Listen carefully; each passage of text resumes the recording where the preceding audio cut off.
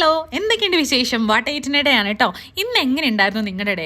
എനിക്ക് ഭയങ്കര തലവേദനയൊക്കെയുള്ള ഒരു ഭയങ്കര മൂടിയായിട്ടുള്ള ഒരു ദിവസമായിരുന്നു. കാരണം കുറച്ച് ദിവസമായിട്ട് ഉറക്കം തീരെ ശരിയാവുന്നില്ല. രാത്രിയിൽ ഈ ചെറിയ ഭയങ്കര കച്ചറ കേട്ടോ.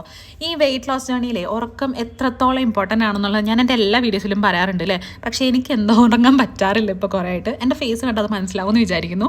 അപ്പോൾ രാവിലെ കഴിച്ചിട്ടുണ്ടായിരുന്നത് 2 അരിദോശയും അതിൻ്റെ കൂടെ മമ്പയർ എന്നാണോ വൻപയർ എന്നാണോ പറയുന്നത് എനിക്ക് കറക്റ്റായിട്ട് അറിയത്തില്ല. എന്നാലും ഞാൻ മമ്പയർ എന്ന് പറയുന്നത് ആ കറിയായിരുന്നു. ഉച്ചയ്ക്ക് റാഗി ദോശയായിരുന്നു കേട്ടോ.